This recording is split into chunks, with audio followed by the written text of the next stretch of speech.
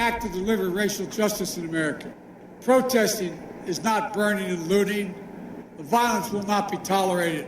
But the protesters a cry for justice. The names of George Floyd, Breonna Taylor, Jacob Blake, Walter Wallace, they're not going to be soon forgotten by me, not by anyone in this country. And they're going to inspire a new wave of justice in America. Joe Biden doesn't care about any of those people that he just named. I'm sorry, I just don't believe it. He doesn't care. But he needs a very robust turnout of the black vote in this country. And so he's a demagogue, and he'll say what he thinks will be most effective for him in the moment. And that's exactly what he's doing. Joe Biden doesn't care.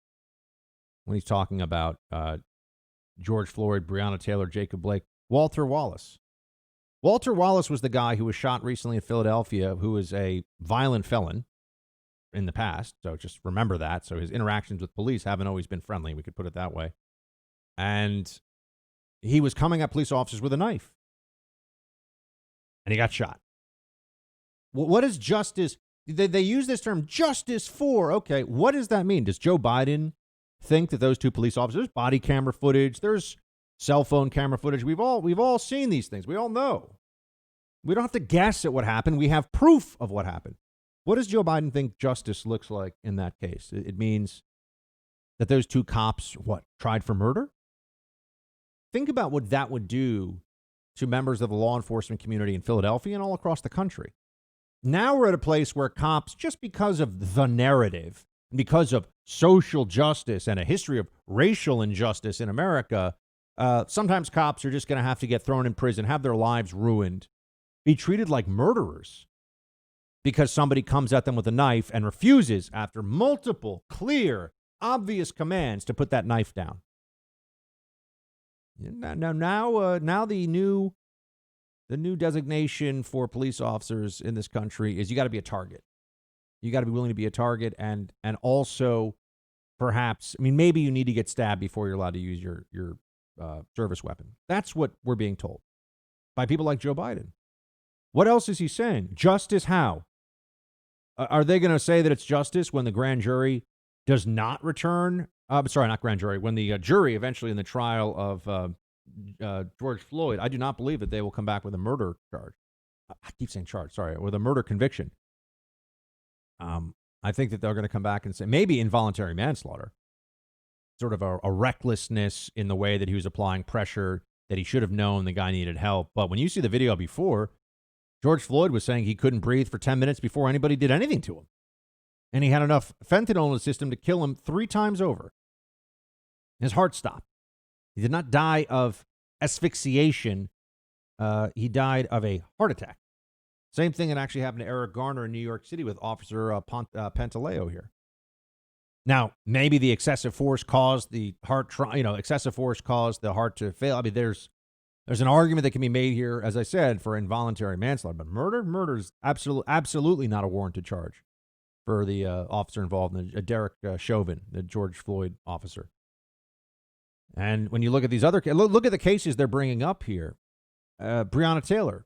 What's justice for the Breonna Taylor case? Her family got a $13 million check, I think. No one says that Breonna Taylor deserved to be shot. Quite the opposite. It's a terrible tragedy.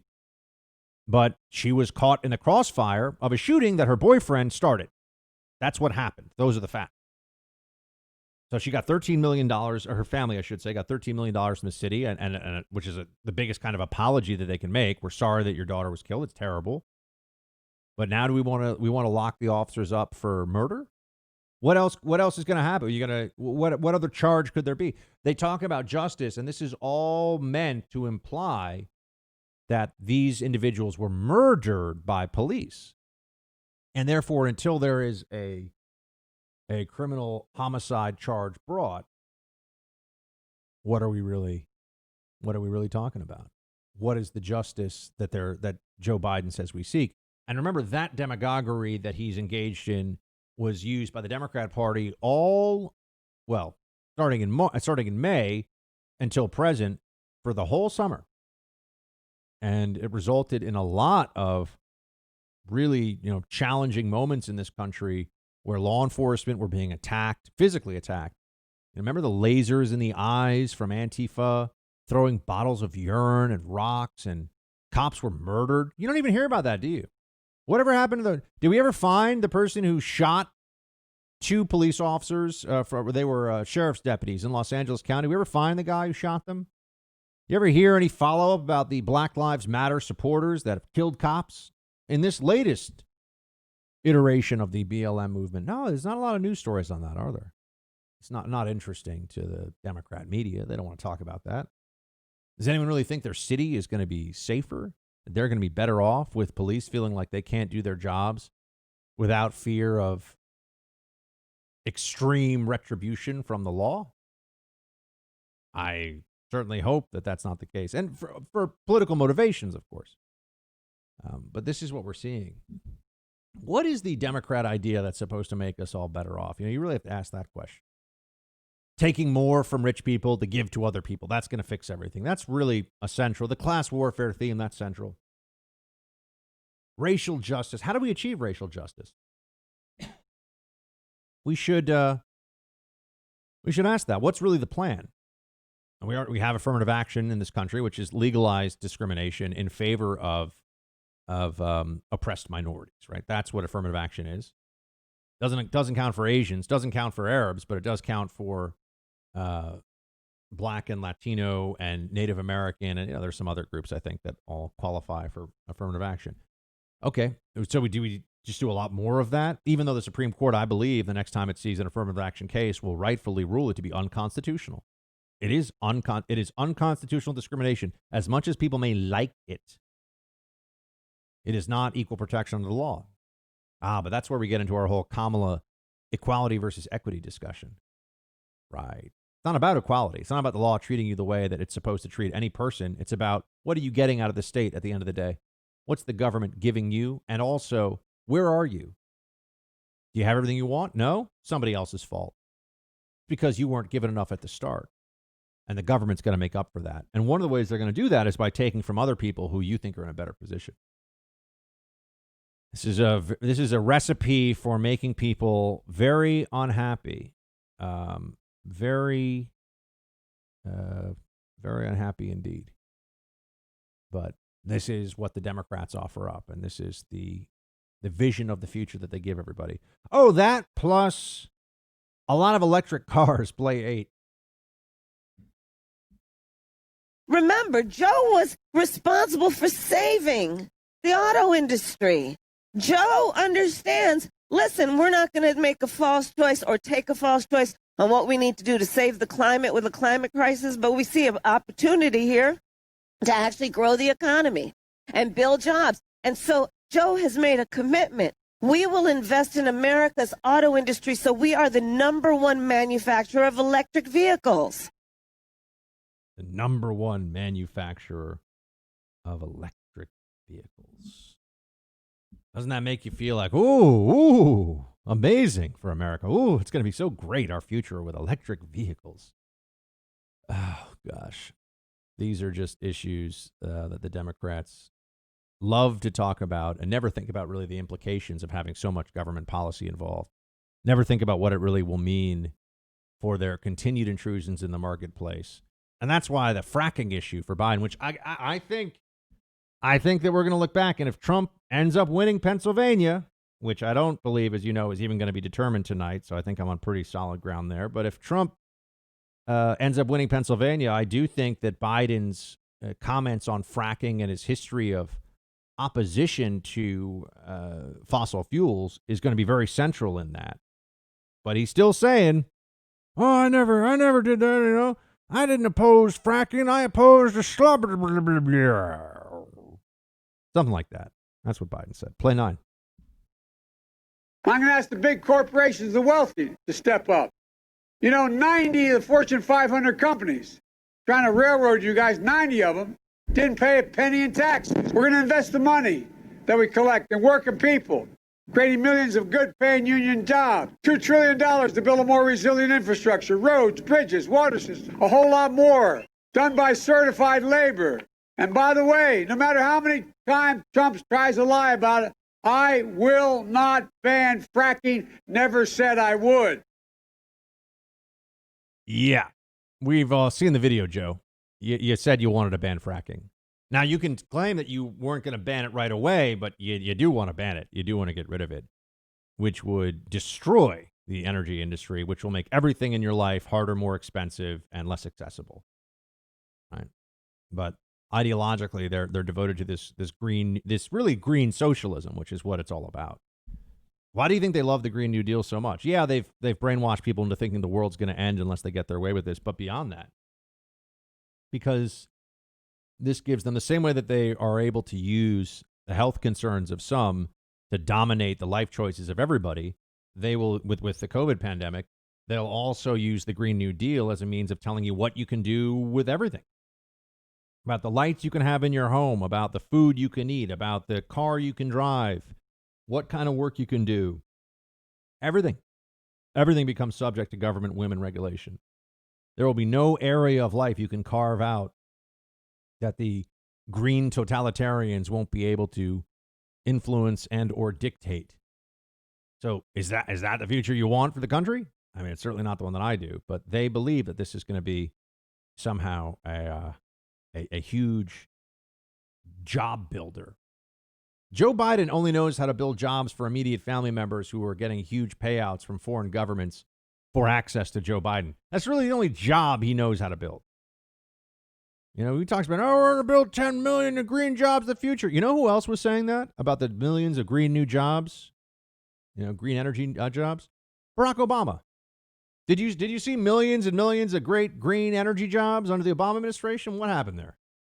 Nah, you did not. It's too expensive, folks. The energy that they create with these different these programs can't compete with what we've already got because of the advances in technology around fossil fuels. So what does it require? Government regulation and subsidy to prop it up. You know, it's not a good idea. You don't want the government determining what housing should look like. You want the market to determine. If you want the government to determine, go look and see what it looks like in former Soviet countries. All these big, depressing cinder block boxes that look like they were built mostly just to withstand a nuclear strike. That's where everybody was living. Government in charge of housing. You want the government in charge of the energy infrastructure in this country? Not the market, not people paying and companies trying to make a profit. The government's going to come up with it. You think it's going to be cheaper? I mean, you know, you look at these entities that the government runs. It always is slow, inefficient, expensive, and unaccountable. Democrats don't care. You know, they have this fixation of the collectivist mindset, and they don't want to escape it. They want to make sure that they can put this through and make all of us live with their collectivist nightmare they want to enforce upon us. It's not going to go well, folks, but again, I think by tomorrow we're going to be having a happy conversation. That's my hope. That's, I'm going to come in here. Producer Mark is going to be in a great mood. I'm going to be in a great mood. Everything's going to be good, right? We'll know by tomorrow. A little bit of nervousness tonight. About how this is going to shake out. Not going to lie.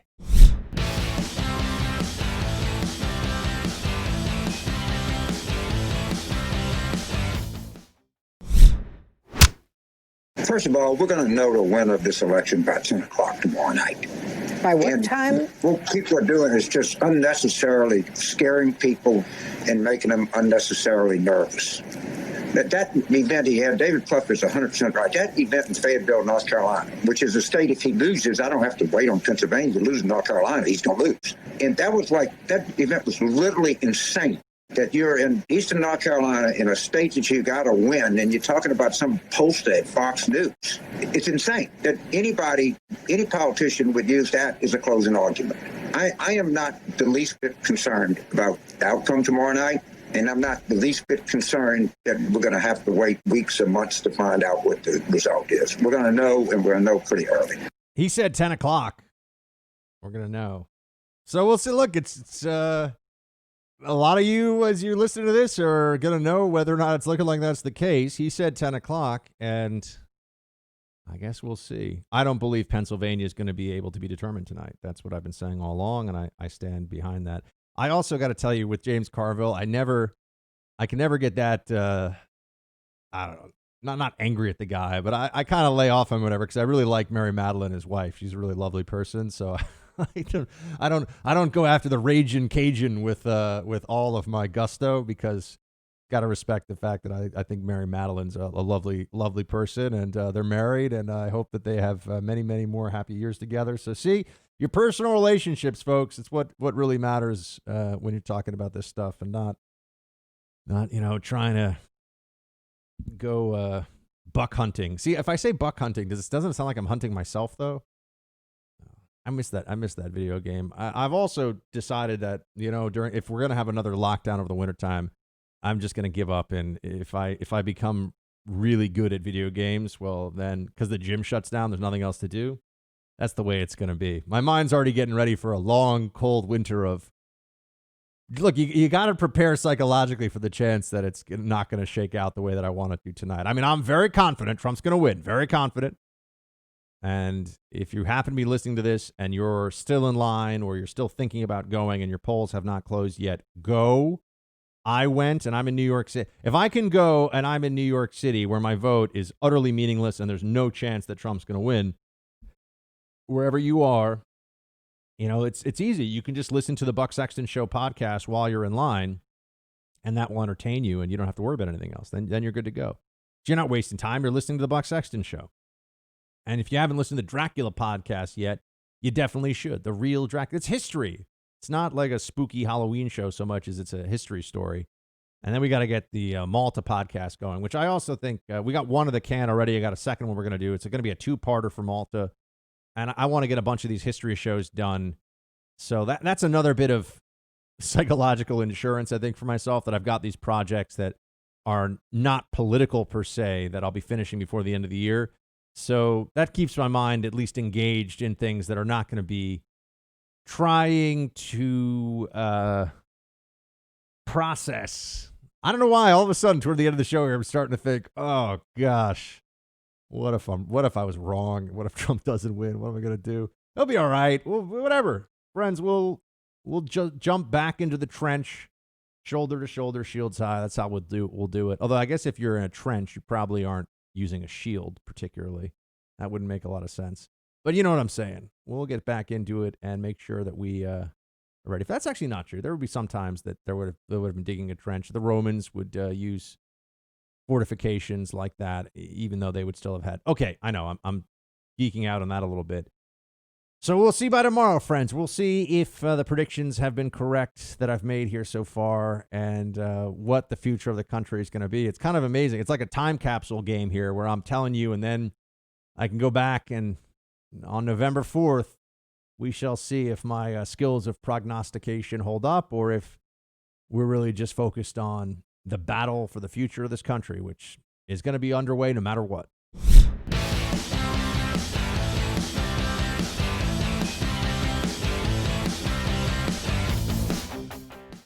It's time for roll call. All right. We're going to have a lot of interesting roll call this week. Either a lot of very happy Team Buck folks, or a whole bunch of very, very disappointed ones, depending on how the night goes. But remember, if you want to send us your thoughts, facebook.com/BuckSexton or teambuck@iheartmedia.com, and bucksexton.com. I have an editorial up there on my election prediction and why I think we're going to win and that kind of stuff. We'll have more and more there. bucksexton.com, the totally revamped site. It looks great. You can listen to the podcast there. It's going to become more and more a one-stop shop for all things Freedom Hut Online. Speaking of shop, we're eventually going to build a store there, but that's going to take some time. So, bucksexton.com. Please add it to your pages that you have. What do you, Producer Mark, what do you call when you add a bookmark? Thank you. Yes, a bookmark. Add it to your bookmarks and just check in. We'll have stories there. And now it's going to be every day we're planning to have stories posted. And a lot of it is based on what I'm talking about here. So it'll be background about what we're discussing here on the show. And hopefully you'll find it to be a really great one-stop shop. All right. Producer Mark, before we get to roll call, do you have like a curfew from Mrs. Mark about when you have to be back for election night, or are you going to be in the wee hours, or what? I don't think I'm going to get home early tonight. Definitely not going to bed early tonight. Yeah. Sure. It's going to be a late one. It's going to be a late one. All right. Well, same thing here. So if I sound at all on the Wednesday version of the Buck Sexton show like I have not slept and I'm barely able to form words, folks, just know that that's because I have not slept and I'm barely able to form words. All right, roll call. Last one before the election of 2020. Just take it all in, folks. Our last roll call before the 2020 election. Breathe, everybody, breathe. All right. Buck, I think you're right about Pennsylvania being the keystone of the election. I'm from there, and I'm not quite sure how it's going to go down given all the mail-in ballot nonsense. Anecdotally, Democrats have been sore about Hillary losing PA by only 44,000 votes in 2016, pointing to Jill Stein's 50,000 votes as the reason Trump won. What they conveniently ignore is that Gary Johnson got about 148,000 votes as well. I voted for Johnson in 2016 as a protest vote, but this year I don't know who the Libertarian candidate is, and I don't care. I voted for Trump. I'm still not a big MAGA guy, but the insanity of the left since 2016 is beyond the pale. I'm pessimistically hopeful, but expect things to be wild for a few weeks after Election Day. Shields high. Well, Kyle, thank you for that that backstory there. Let us know what's going on. And I would say this, yeah, I don't care who the Libertarian candidate is either. Libertarianism is not having a particularly strong moment right now in American politics. And the insanity of the left these days is a huge motivator, I think, for many, many people to go vote for Donald Trump. I mean, this Democrat Party is nuts. I mean, the stuff they're talking about, Green New Deal, and, you notice they've had to dial back a lot of stuff. Oh, it's not really the Green New Deal. Oh, it's not really Medicare for all. Oh, it's not really open borders. All these areas where in the Democrat primary, that was the standard talking point, or that was the standard position for really all the candidates. And they've gone the way of Bernie Sanders. Bernie Sanders, yeah, he's lost elections at the national level, but if we're being fair, if we're being honest, he has dramatically influenced the trajectory of the Democrat Party. Dramatically. Made it far. Just the fact that he ran as an open socialist under the Democrat umbrella and came in second place twice and has ideas like free college and what are the other ones? Canceling out all student loans and just all the Medicare for all these things.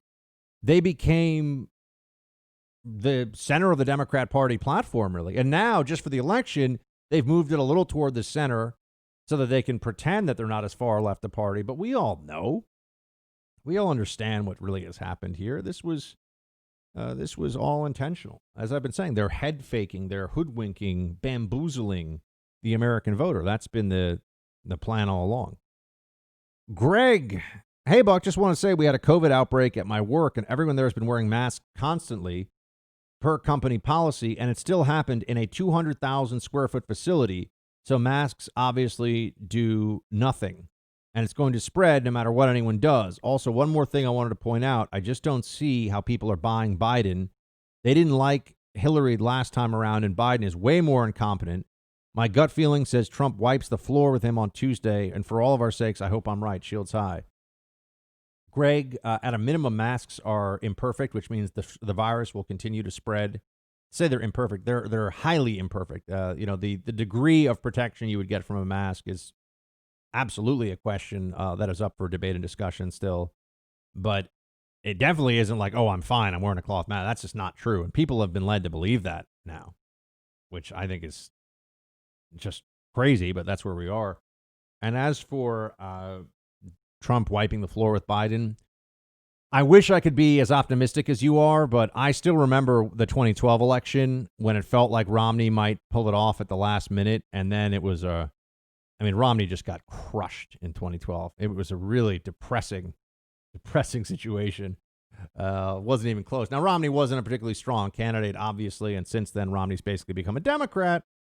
But we thought he might be able to beat Obama at the last minute, and it was going to be close. No one thought it was going to be a blowout for Romney. But then you saw the states that went blue on the screens all across the country, and it was, ouch. And I'm sorry, I'm not going to forget this. I'm not going to let this go. Democrats should be the red party, and Republicans should be the blue party. This is all just a vestige of the way the media covered election races starting. We always think of Democrats blue, Republicans red. There's no explanation for this. Democrats are the party of the left and the socialists. They should be, as they would be all across Europe, the reds. And the Republican Party should be the party of blue and Americana. That's the truth. But we've had this since the 1970s. It just goes back to, I think it was CBS or one of those networks in the earlier days of doing televised election coverage. They had blue, red, and actually yellow at one point, I think, too, were the colors they were using. And then it just stuck from there. People think there's some deep history of Republicans are red. Nope. It's only been the last 40 years or so.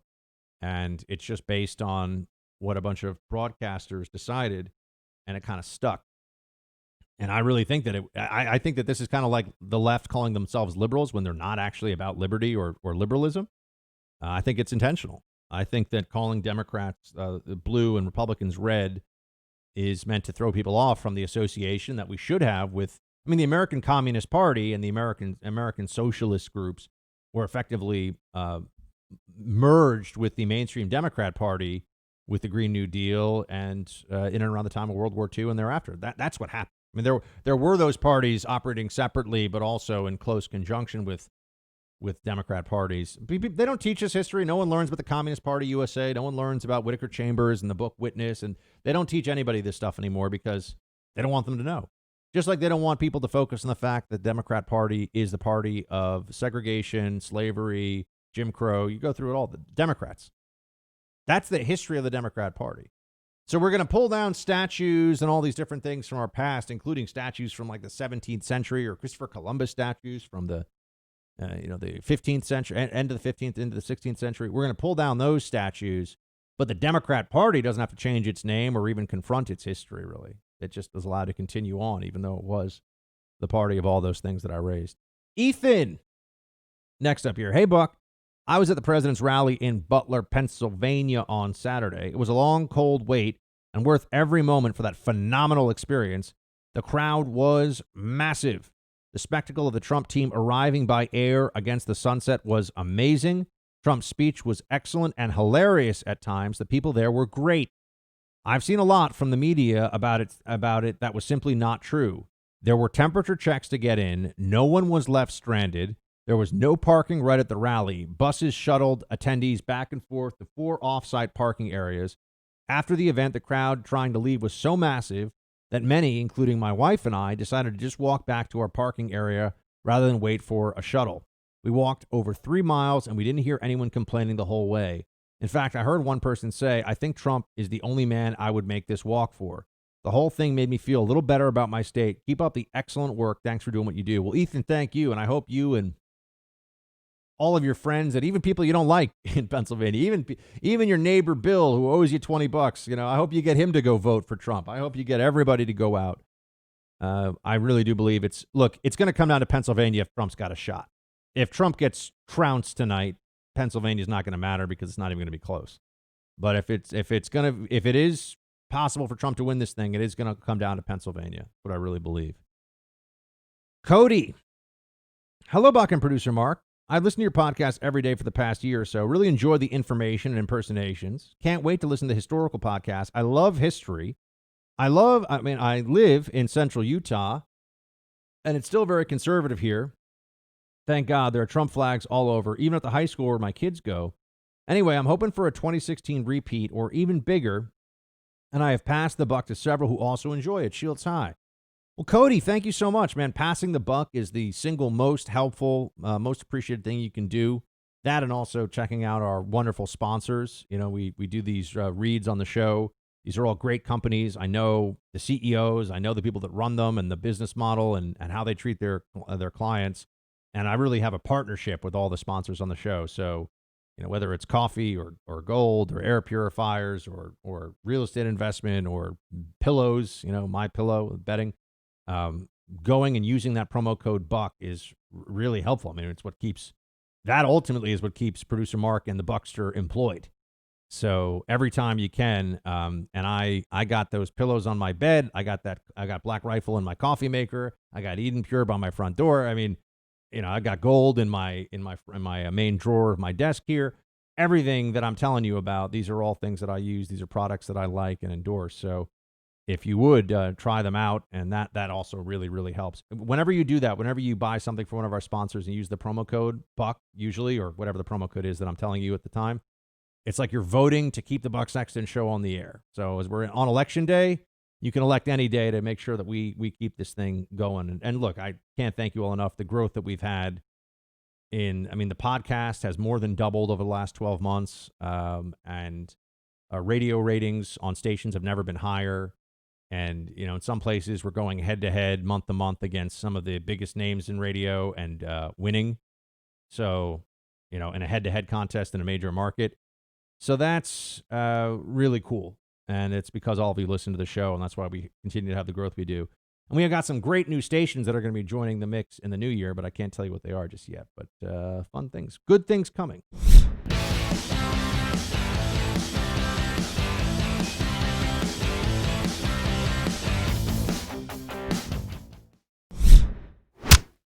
More election night roll call. Here we go. Michael, Buck, Shields High. Why is there more coverage of the FBI investigating the Trump train tailing the Biden-Harris bus in Texas, but no coverage of the Hunter Biden laptop investigation? Well, Michael, I know you asked the question because you probably know the answer. The FBI, unfortunately, has become a tool of politics for Democrats in many ways. There was nothing that was, from what I understand, I wasn't there, but from the evidence that I've seen, the people trailing the Biden bus, whatever, did nothing wrong. And if anything, the accident was caused by a Biden supporter. And, look, nobody was hurt. It wasn't, from what I understand, it wasn't a big deal. But yeah, they're saying that this is, they immediately want to use the full might of the federal government because they're saying it's a federal crime to harass the Biden bus or something. I mean, notice how much they become sticklers. They become very letter of the law the moment that it would benefit their side politically. But when they've got Biden voters out in the streets rioting and acting like maniacs, that's something that we're to ignore. Who cares? It's not real. It's not happening. Mostly peaceful. You get all that nonsense going on. Dan, Buck, greetings from Ohio. I, of course, am a card-carrying member of the Freedom Hut, and I can't go a day without what's called the best bees in media, Buck Ben Bongino. All right, Dan, I'm in strong company there. Thank you. Just want to say your Dracula podcast was awesome. I'm a history nerd. I found it unbelievably well done. I enjoyed it so much I sent it to my brother, even though he's a huge lib. Here's hoping to 4 more years, and thanks for what you do on behalf of all conservative. Shields High, sir. Well, thank you, Dan. And look, let me know if your huge lib brother likes the history podcast. It's just history. It's not, it's not like, and in Turgovista in the 1450s, and then Trump, MAGA. Like, no, it's not. It's just history. I'm just doing a history thing. And I think everything in there is, I had to do all the fact checking myself, but everything in there is accurate. I might have 1 or 2 things where I'm off by a year or something just because I didn't do it really with any, I didn't write a script. I don't know if you can tell. I just did it. I just recorded my thoughts on the Dracula situation. So it wasn't from a script. It was extemporaneous. With a page of notes, but with some of the dates on it. That's it. Matthew, Shields High. I'm a truck driver. For the last couple of years, I've been delivering to a place in Minneapolis, just 2 blocks north of the first George Floyd riots. As of right now, many of the looted businesses are still closed, like Target and Cub Foods. In addition, several buildings still need demolition work before they can start to rebuild, and some appear to have given up on it. I really hope we don't see more of this lawlessness following the election.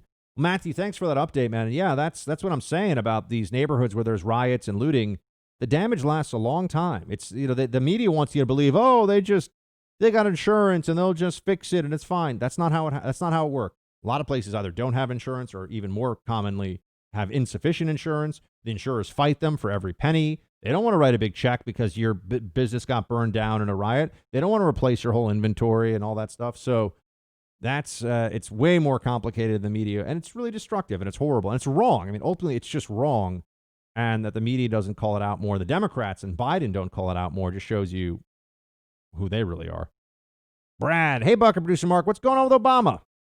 Everybody talks about how the Obamas are so classy. He gives great speeches. I've been checking out some of his appearances for Biden.